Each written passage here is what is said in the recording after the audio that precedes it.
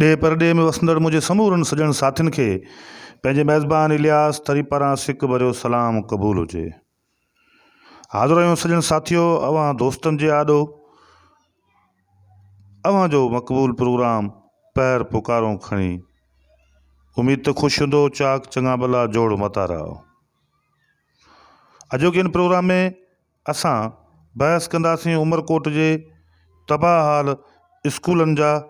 जॾहिं त संदसि ज़िले सां तालुक़ु रखंदड़ सूबाई वज़ीर सैयद सरदार अली शाह रुगो तक़रीरनि में पूरो आहे।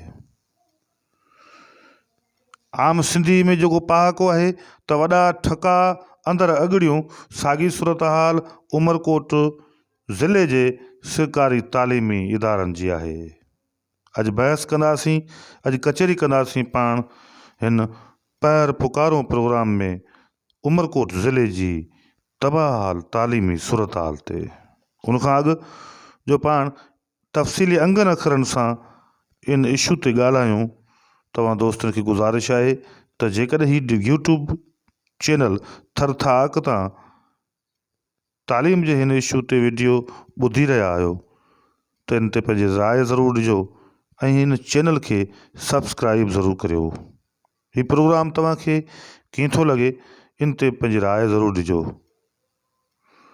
सो सॼण साथियो, पाण ज़िक्र पे कयोसीं त उमरकोट ज़िले जी सूरत हाल जेका आहे उहा तालीमी सूरत हाल उहा तबाही जे किनारे ते पहुतल आहे, ख़ासि तौर ते सरकारी तालीमी इदारनि जी। जेतोणीकि उमरकोट ज़िलो जेको चइनि तालुकनि पिथोरो, कुनरी, सामारो ऐं उमरकोट ज़िले हेडक्वाटर वारे तालुके ते ॿधल आहे। हिन चइनी तालुकनि जे अंदरि तालीम जी जेका सूरत हाल आहे उन्हनि जो मर्कज़ उमरकोट शहर आहे। उमरकोट जेको हिन वक़्तु तालीमी हवाले सां हुई जेकॾहिं अंगनि अखरनि सां सर्वे कबो त मुल्क जे वॾनि तालीमी मर्कज़नि में शुमारु थींदड़ उमरकोट ज़िलो बि शामिलु कयो थो वञे। ऐं ख़ासि तौर ते उमरकोट ज़िले में उमरकोट सिटी जे अंदरि जेका तालीमी जेको हब बणिजी चुको आहे, उहो तालीमी मर्कज़ बणिजी चुको आहे शहर। हिते ॾे जे मुख़्तलिफ़ इलाइक़नि मां, मुख़्तलिफ़ वॾनि शहरनि मां नौजवान तालीम हासिलु करण जे लाइ उमरकोट शहर पहुचनि पिया। हिते प्राइवेट स्कूलनि जो जेको ॼार विछाइजी चुको आहे उहो एॾो त वॾो आहे ऐं उन्हनि इदारनि जे अंदरि जेको मिलंदड़ तालीम आहे उनजो मयार बि एॾो बहितरीनु आहे जो इहा तालीमी सूरत हाल ॾिसी मुल्क जे मुख़्तलिफ़ हिसनि मां कराची, लाहौर, पिशावर, कोटिया ऐं इस्लामाबाद समेत ॿियनि इलाइक़नि मां वॾे तइदाद में शागिर्द उमरकोट जो रुख़ कनि पिया। तंहिंजे करे इहा बि हिकिड़ी सुठी ऐं उत्साह जोगी ॻाल्हि आहे त घटि में घटि प्राइवेट सेक्टर तबाही खां बचियलु आहे। प्राइवेट सेक्टर जिते तालीम जो मयार ऐं तालीमी जेको सिलसिलो आहे उहो त खणी तमामु बहितरीनु आहे, पर जेको ॿियो वॾो नुक़सानु आहे उहो इहो आहे त हिननि तालीमी इदारनि में जेकी ॻरियूं फ़ियूं ऐं इन्हनि जा जेके ॻाटे टोड़ ख़र्च आहिनि उहे ख़र्च हितां जो विचोलो मिडिल क्लास जो ऐं ग़रीब माण्हू बर्दाश्त न पियो करे सघे। नतीजतन उन्हनि जा ॿारड़ा इन्हनि ई भड़बांग खंडरात बणियल सरकारी तालीमी इदारनि जे अंदरि तालीम पढ़ाइण ते मजबूर आहिनि। प्राइवेट स्कूल्स कहिड़नि टर्म्स ऐं कंडीशन्स तहत उमरकोट ज़िले में क़ाइमु थियल आहिनि, उहे मारूज़ी सरकारी जेके लवाज़मात आहिनि, ज़रूरतूं आहिनि, उन्हनि खे पूरो करे क़ानूनी ऐं मुकमल हिकिड़ो जेको बाइलाज़ आहे उन तहत क़ाइमु थिया आहिनि या जुगाड़ तहत ऐं ठिड़क ठगी तहत इहे तालीमी इदारा हिकिड़े पूरी लहर जीअं इहे क़ाइमु थींदा था वञनि ऐं जिन खां केरु पुछाणो न पियो करे। इहो हिकिड़ो अलॻि वॾो बहस आहे, इन ते कंहिं ॿिए प्रोग्राम में पाण तफ़सीली इन ते ॻाल्हाईंदासीं। अॼु ॻाल्हायूं था उमरकोट ज़िले जी जेका तालीमी सूरत हाल आहे उन ते तफ़सीली गौर वीचार कबो ऐं हिन प्रोग्राम में उन ते बाक़ाइदगी सां बहस कबो। उमरकोट ज़िलो कहिड़ी सूरत हाल में आहे ऐं छा पोज़ीशन आहे, इहो हिकिड़ो वॾो अहम सुवालु आहे। पर उन्हनि सवालनि ते नज़र विझण खां पहिरीं हिकु अहम ॻाल्हि जेका तव्हां सॼणनि जे आॾो शेयर कंदा हलो त इहा ख़ुशकिस्मती चइजे या बदकिस्मती चइजे, तो उमरकोट ज़िले जे अंदरि जेका आहे उहो 400 खां वधीक प्राइमरी स्कूल मुकमल तौर ते बंदि हुजण जो इंकशाफ थियो आहे, जेके गुज़िरियल केतिरनि ई सालनि खां बंदि पियल आहिनि, जॾहिं त केतिरनि ई सालनि खां उमरकोट जो पंहिंजो हिन पंहिंजे अबाणे ज़िले जो पाण जेको वज़ीर आहे, सूबाई वज़ीर तालीम, उहो सरदार शाह आहे ऐं उन्हनि स्कूलनि जी का बि मालिकी ऐं वारसी नाहे करे सघियो। सरकारी अंगनि अखरनि मूजिबि 417 खां वधीक प्राइमरी स्कूल जेके आहिनि उहे बंदि पियल आहिनि ऐं उन जो कारण नॉन फंक्शनल हुजणु ऐं उते सहूलियतूं न हुजणु ऐं उन्हनि स्कूलनि जी तबाहाली उन जो मुख्य कारण आहे। तंहिंजे करे इहा ॻाल्हि इंतिहाई लम्हाए फ़िक्रिया आहे त आख़िर सिंध जे तालीम वारे सूबाई वज़ीर जो पंहिंजो ज़िलो, जिते सरकारी तालीमी इदारा हिकिड़ो भरभांग खंडरात जो ॾेख ॾियणु लॻा आहिनि, जिते भाण मिर्चनि ऐं फुटियुनि जा भांडा मौजूदु आहिनि, जिते केतिरा ई स्कूल अहिड़ा आहिनि जिते उस्ताद मुक़ररु थियल न आहिनि, सहूलियतुनि खां वांझियल आहिनि, फर्नीचर जी शदीद खोट आहे, शागिर्दनि खे बुनियादी सहूलियतूं मिलियल न आहिनि, पीअण जे पाणी जी, बिजलीअ जी, वाशरूम्स जी, ॿियूं मुख़्तलिफ़ जेके ज़रूरतुनि वारियूं जेके शयूं आहिनि जेके स्कूलनि में हुजणु घुरिजनि, उन्हनि जी इंतिहा दर्जे जी शदीद खोट आहे ऐं सरदार शाह इन अमल ऐं इन मामले तरफ़ को बि ध्यानु नाहे ॾेई सघियो। ताज़ो सिंध जे तालीम वारे सूबाई वज़ीर सॼी सिंध जे अंदरि अहिड़ा स्कूल जेके नॉन फंक्शनल हुया ऐं कंहिं कम जा नाहिनि रहिया या हिकु कमरे ऐं 2 कमरनि वारा हुया, उन्हनि खे बंदि करे ऐं स्कूलनि जी हिकिड़ी नई जेका स्टडी ऐं नई जेका त सर्वे कराए ऐं उन्हनि खे बंदि करे उते जेके वेझा वेझा स्कूल आहिनि उन्हनि जा क्लस्टर स्कूल ऐं इन क़िस्म जा जेके आहिनि से सेंट्रल स्कूल क़ाइमु करण जो हिकिड़ो नओं फार्मूलो ॾेई ऐं हिकिड़ो सरकारी सतह ते उनजो कमु शुरू कयो। उनजी मुकमल सर्वे कई वई आहे ऐं उन सर्वे तहत उमरकोट जा 417 प्राइमरी स्कूल बंदि करण जो फ़ैसिलो कयो वियो आहे। पर जॾहिं त उमरकोट में 400 खां वधीक गुज़िरियल केतिरनि ई अरसे खां उहे स्कूल्स जेके आहिनि से मुकमल तौर ते बंदि पियल आहिनि, नॉन फंक्शनल्स आहिनि ऐं सिंध जे तालीम खाते इन्हनि स्कूलनि खे बंदि करण जो जेको फ़ैसिलो आहे उनजी मंज़ूरी बि ॾेई छॾी आहे। हाणे उहे जेके अंग अखर साम्हूं आया आहिनि उन में सूबे जे तालीम वारे सूबाई वज़ीर जी पंहिंजी जेका अबाणी यूनियन काउंसिल आहे खारड़ो सैयद, उन जा बि 13 प्राइमरी स्कूल जेके आहिनि से उहे नाकारा साबित थिया आहिनि। तव्हां तसवर करियो, इहे 13 स्कूल कंहिं हिकिड़े ॾींहं में त नाकारा साबित कोन थिया हूंदा, इहे गुज़िरियल केतिरे ई अरसे खां नाकारा पियल आहिनि ऐं इन्हनि मां कंहिं बि हिकु स्कूल जी बि बहाली लाइ तालीम वारो सूबाई वज़ीर पंहिंजो किरदारु अदा न करे सघियो। नतीजतन 13 स्कूल मुकमल तौर ते नाकारा साबित थिया सूबाई वज़ीर साहिब जी पंहिंजी अबाणी यूनियन काउंसिल खारड़ो सैयद में। बिल्कुलु साॻी तरह सां जेके अंग अखर मिलिया आहिनि उन में तालके कुनरी जा 52 प्राइमरी स्कूल, पिथोरो जा 107 प्राइमरी स्कूल बि नाकारा हुअण वारी लिस्ट में शामिल आहिनि। अहिड़ी रीति सभ खां वधीक जेके स्कूल नाकारा ऐं बंदि करण जो फ़ैसिलो कयो वियो आहे उहे उमरकोट तालके जा आहिनि, जिन जो तइदादु बदकिस्मती सां 227 आहे ऐं उन्हनि प्राइमरी स्कूलनि खे नाकारा करार ॾेई बंदि करण जी मंज़ूरी ॾिनी वई आहे। 50 जे लॻभॻि अहिड़ा स्कूल बि ज़ाहिर थिया आहिनि जेके हथ ठोकिया आहिनि,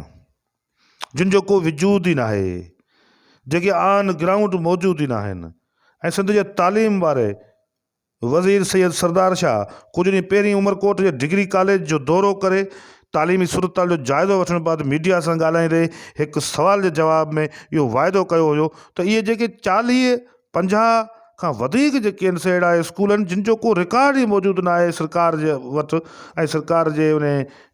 तफ़सीलनि वारो जेको हिकिड़ो आहे फॉर्मेट उन में, त पोइ इहे स्कूल जाली कीअं पिए हलिया, इन्हनि ते फंड्स जारी थिया हूंदा, इन्हनि जी जेके आहिनि से एस हूंदियूं, इन्हनि ते जेको ख़र्च थिया हूंदा, लागत आई हूंदी, किरोड़े लखे रुपया ख़र्च थिया हूंदा, ऐं सिंध तालीम वारे वज़ीर वाइदो कयो हुयो त हिन जी जांच कराई वेंदी। पर इहे वाइदा जीअं आम ॿिया सियासी वाइदा थींदा आहिनि, ईअं वाइदा ई रहिया। तंहिंजे करे ई त सिंधी जे अंदरि सियासतदाननि जे बाबति इहो आम तौर ते मशहूरु आहे त वॾा ठका अंदरि अॻड़ियूं, सियासतदान ठका त वॾा हणंदा आहिनि त असां हीअं करे छॾंदासीं, असां हूं करे छॾंदासीं, ऐं ईअं ई सरदार साहब चयो हो त इन्हनि बंदि पयल स्कूलनि जी जांच कराई वेंदी, ऐं इन्हनि जाली स्कूलनि जे क़ाइमु थियण में मुलवस जेको जेको बि इदारे जा माण्हू या के धुरियूं शामिलु हूंदियूं त उन्हनि जे ख़िलाफ़ु कार्रवाई कई वेंदी। पर को बि इन ऐलान ते अमल न थियो। बिल्कुलु अहिड़े ई तरीक़े सां केतिरियूं स्कूलूं ऐं इदारा अॼु बि मास्तरनि जी खोट सबबु बंदि पियल आहिनि। तालके उमरकोट जा थर जी पटरी सां लॻंदड़ केतिरा ई अहिड़ा स्कूल आहिनि जेके फर्नीचर जी खोट में सफ़र करे रहिया आहिनि, जिते उस्ताद मुक़ररु न आहिनि, जिते उस्तादनि जी शदीद खोट आहे, ऐं सिंध वारो तालीम जो सूबाई वज़ीर इन तरफ़ को बि ध्यानु न आहे ॾेई सघियो। जेतोणीकि सॼी सिंध जे अंदरि संदसि अचण सां तालीम खाते में काफ़ी बहितर ऐं हौसला अफ़ज़ा बि फ़ैसिला थिया आहिनि, इन शइ खां कोई इनकार न आहे। पर मजमूई तौर ते ई चई सघिजे थो त उमरकोट ज़िलो जेको संदसि अबाणो ज़िलो आहे, उन में के ख़ासि सैर हासिलु नतीजा साम्हूं अची न सघिया आहिनि जो ईअं चई सघिजे त की का वॾी तब्दीली आई आहे, को इदारा जेके आहिनि से अपडेट्स थी विया आहिनि, ऐं तालीम वारी सूरत हाल का तमामु बहितर ऐं बहितर स्टाइल में अॻिते वधे पई सरकारी तालीमी इदारनि जी। जॾहिं त प्राइवेट सेक्टर तमामु घणो अॻिते आहे ऐं उनजो पंहिंजो निज़ाम आहे, सिस्टम आहे, ऐं को बि उन्हनि खां बि पुछाणो थी सघे थो। पर बहरहाल पोइ बि कंहिं हद ताईं तालीमी सिलसिलो जारी आहे। बिल्कुलु अहिड़े तरीक़े सां उमरकोट ज़िले जा जेके अंग अखर आहिनि, उन्हनि में काफ़ी जेके आहिनि से सोचण ते मजबूर कंदड़ अंग अखर आहिनि। मिसाल तौर ते जेके स्कूल बंदि आहिनि, उन्हनि में 40% स्कूल जेके आहिनि से उहे छोकिरियुनि जा बंदि पियल आहिनि। 300 जे लॻभॻि जेके स्कूल आहिनि, उन्हनि जूं इमारतूं ख़तरनाक करार ॾिनल आहिनि। जॾहिं त 1553 स्कूलनि में बिजली जी सहूलियत आहे ई कान। ही माना गुज़िरियल कुझु अरसे जा जेके अंग अखर आहिनि, उन्हनि खे सभिनी खे मिलाए तव्हांजे आॾो पेश करे रहिया आहियूं। यदि तव्हां तसवर करियो त उमरकोट ज़िलो हिन जदीद इतलाती टेक्नोलॉजी वारे दौर जे अंदरि ज़िले जे 1553 प्राइमरी स्कूलनि में बिजली ई न आहे, ऐं तालीम वारी वज़ारत जा कामोरा तोड़े साईं बादशाह सूबाई वज़ीर वॾियूं तकरीरूं करण में मशगूल त ज़रूरु आहे, पर साईं मुंहिंजा रुगो सिंध वतन ऐं शाइरीअ सां कमु न हलंदो। प्रैक्टिकली सरकारी तालीमी इदारनि जी बहाली तव्हांजी सुञाणप बणिबी, तंहिंजे करे तव्हां उन तरफ़ ध्यानु ॾियो। बिल्कुलु अहिड़े ई तरीक़े सां 1340 स्कूलनि में वॉशरूम न आहे। माना उमरकोट जे ज़िले जे अंदरि जेके प्राइमरी स्कूल मौजूदु आहिनि, उनमें 1340 स्कूल जेके अहिड़ा आहिनि, ऐं उन्हनि में माना वॉशरूम जी सहूलियत बि न आहे। 692 स्कूलनि खे चौधीवारी न आहे। 443 बग़ैर सेमीज़ कोड जे इहे स्कूल हली रहिया आहिनि। 443। तव्हां तसवर करियो ही केॾा छिरकाईंदड़ अंग अखर आहिनि, ऐं को इन्हनि ते ध्यानु न पियो ॾिनो वञे।